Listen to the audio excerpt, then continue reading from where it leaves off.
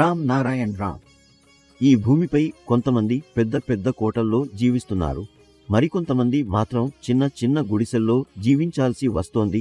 భూమిపై వ్యక్తిగత హక్కులు హాలికానా హక్ లేకపోయుంటే ఇలాంటి అసమానతలు ఉండేవే కావు. ఆకాశంలో నక్షత్రాల మధ్య ఎలాంటి పెద్దదనము, చిన్నదనము, ఎత్తు తక్కువ వంటి భేదాలు లేవు. ఆకాశంలో ఎన్నో కోటి నక్షత్రాలున్నాయి.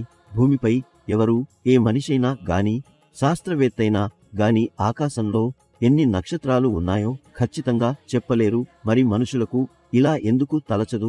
మనం ఎవరం? ఎక్కడి నుంచి వచ్చాం? మరణం తరువాత ఎక్కడికి పోతాం? ఆకాశానికి తెలుసు ఈ భూమిపై జీవించే మనుషులు ఎలా ఉంటారో, ఎవరెంత మంచివారు, ఎవరెంత చెడ్డవారు, ఎవరెంత బుద్ధితో వ్యవహరిస్తారు, ఎవరెంత ఆలోచించకుండా పని చేస్తారు. ఇది అంతా ఆకాశానికి తెలుస్తుంది.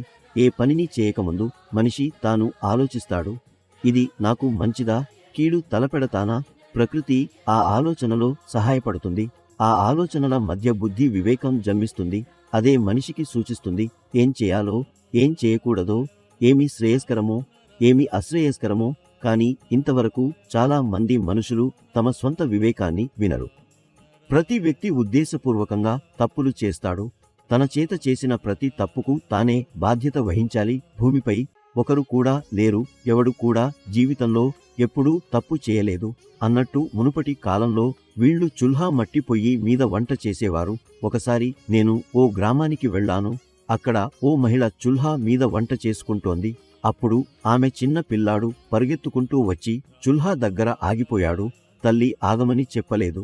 కాని ఆ బిడ్డ తానే ఆగిపోయాడు. ఎందుకంటే ఆ బిడ్డకు తన బుద్ధి చెప్పింది, ముందుకు పోతే కాలిపోతావు అని. అతనికి అది తెలిసింది.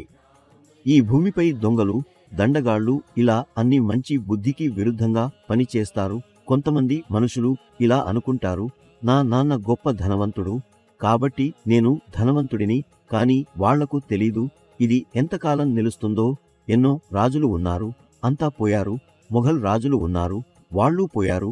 బ్రిటిష్ రాజ్యం కూడా పోయింది. ఒకప్పుడు భారతదేశంలో కాంగ్రెస్ పార్టీ అధికారంలో ఉండేది. ఇప్పుడు బీజేపీ అధికారంలో ఉంది. వాళ్లు మంచి పనులు చేస్తున్నారు.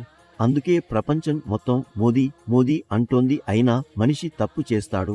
ఎందుకంటే ఈ సమాజ వ్యవస్థే తప్పు. ఈ వ్యవస్థే మనిషిని దొంగను చేస్తుంది, చెడ్డవాడిగా తయారవ్వడం కోసం బలవంతం చేస్తుంది. ఈ భూమిపై వ్యక్తిగత హక్కుల్ని తొలగించగలిగితే భూమికి నశ్వరమైన శ్రేయస్సు కలుగుతుంది. భగవంతుడు ముందుగానే భూమిని, ప్రకృతిని, గాలిని, నీటిని తయారు చేశాడు.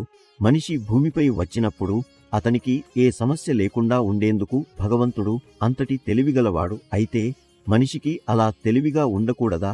ఎందుకు మనిషి ఆలోచించడు? ప్రకృతియే మన భవిష్యత్తు, ప్రకృతియే మన భూతకాలం, ప్రకృతియే మన వర్తమానం అని మనం ఆ ప్రకృతినే తల్లి, తండ్రి, గురువు అని భావిస్తే మానవుల చేత తయారైన వస్తువులేమీ అవసరం ఉండదు. అందుకే ప్రకృతినే మీ జీవితం యొక్క ఆధారంగా మార్చుకోండి. అదే సమయంలో రామ్ నారాయణ్ రామ్ అనే నామాన్ని నిరంతరం జపించండి. మీ జీవితం ధన్యంగా మారుతుంది.